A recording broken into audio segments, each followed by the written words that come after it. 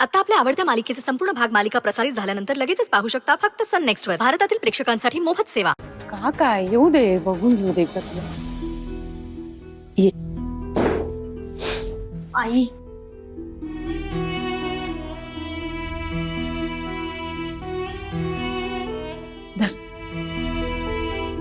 पाणी घे मला. मला नकोय पाणी. पाणी तू आणि शांत हो.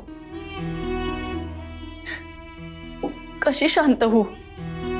आपण या लोकांना एवढं जवळचं मानतो, त्यांच्या सुखदुःखाला धावून जातो, आणि ही लोक अशी बोलतात.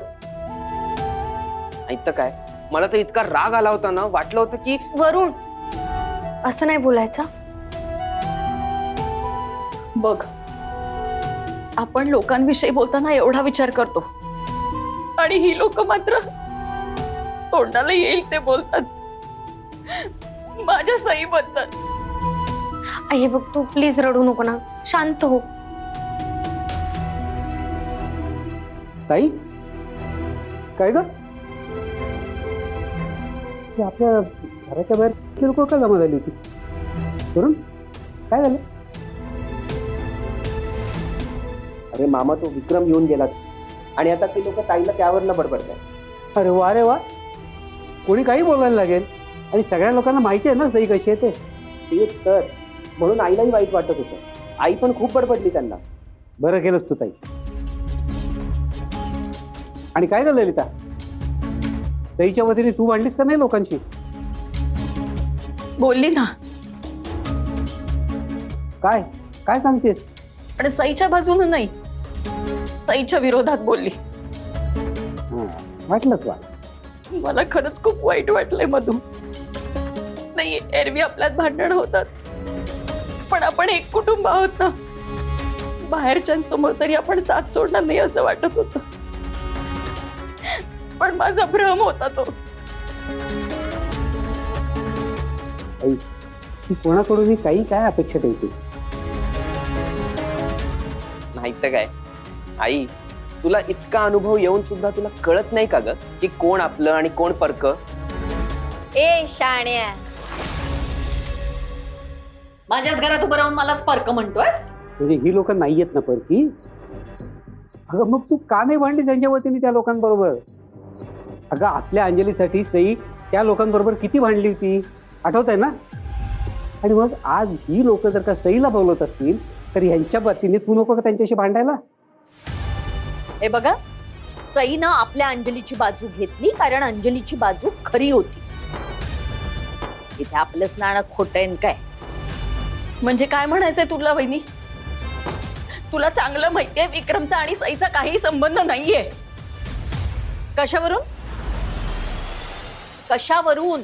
ए बाई, तू मेहरबानी कर आणि गप्प राहा, नाहीतर आतमध्ये निघून जा. जा. का? माझ्याच घरात मी का आत जाऊ? मला कसली भीती आहे? सईला करायला लाज वाटत नाही तर मला बोलायला कशाला वाटेल? मला लाज वाटेल ना असं मी काहीही वागलेले नाहीये मामी. हो का? मग तू विक्रम का सांगत सुटलाय सगळ्यांना? ही माझी बायको आहे, ही माझी बायको आहे का सांगतोय? हे बघ, जिथे धूर निघतो ना तिथे जाळ असतोच. अगं वहिनी, अंजलीचा मित्र तिच्यावर कसे कसे आरोप करत होता, तेव्हा तू तिच्या बाजूने उभं राहिलीस ना. मग आता सईवर ही वेळ आली तर अशी का बोलतेस ग? कसं आहे ना वंच, तुमच्या लेकीची आणि माझ्या लेकीची तुलनाच होऊ शकत नाही. माझी लेक आहे ना खूप साधी भोळी आहे. तिला कळलं सुद्धा नाही की हा हा म्हणता तिच्या बहिणीने तिला कसं फसवलं. ताईने कोणालाही फसवलेलं नाही. तेच तर, तेच. अरे तुझी बहीण इतकी घोळात घेते समोरच्याला, इतकं गोड बोलते की आपला गळा कापला गेला हे सुद्धा कळत नाही समोरच्या माणसाला. बिचारे देवांशला, आज माझ्या लेकीचं त्यांच्याशी लग्न झालं असतं ना तर इतके सुखात असते ते. हा दिवस पाहिजे वेळ नसती आली त्यांच्यावर. ललिता, देवाश्रवांचं सई बरोबर लग्न झालं ना म्हणून त्यांचा जीव वाचलाय, हे जरा लक्षात ठेव. आपली अंजली आज सईमुळे सुखरूप आहे हे देखील लक्षात असू दे. नाही तर रस्त्यावरती राहायची वेळ आली असती तिला. काही आली नसती. तिची आई समर्थ आहे तिची काळजी घ्यायला. तुम्ही तुमच्या भाचीची काळजी घ्या. काय आहे, वंचननी तिकडे फार मोठं भाषण दिलं ना आता बाहेर, म्हणून सगळे लोक नरमले.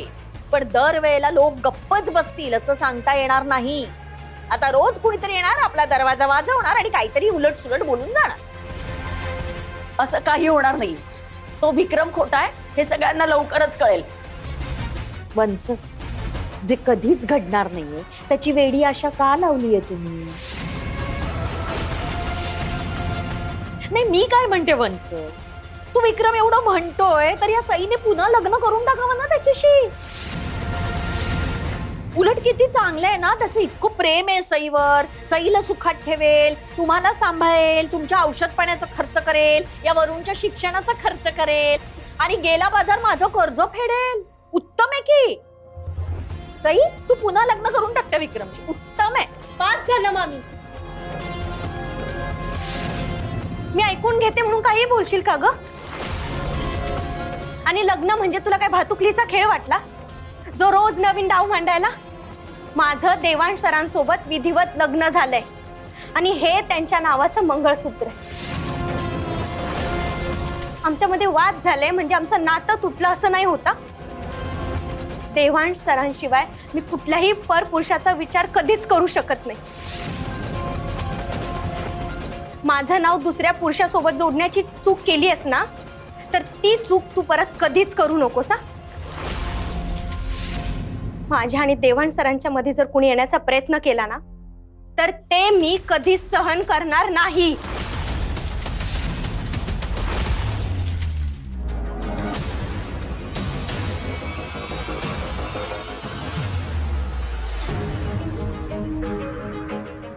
Doctor, thank you so much. मी फोन केल्या केल्या लगेच आलात तुम्ही.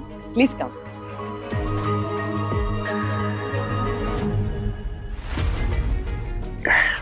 हे बघा आले doctor. Hello sir. Hello Dewan sir, काय झालं अचानक? नाही काही झालं काही नाहीये, असं जरा रेस्टलेस फील होत आहे. मी आईला आणि जानूला आणि आईला म्हणालो सुद्धा की नका डॉक्टरांना बोलू, पण त्या पण ऐकत नाही माझं. अहो तुम्ही खूप लकी आहात. तुमची काळजी करणारे एवढे सगळे लोक आहेत आणि तुम्हाला बरं केल्याशिवाय ते स्वस्थ बसणार नाहीत. दीर्घ श्वास घ्या.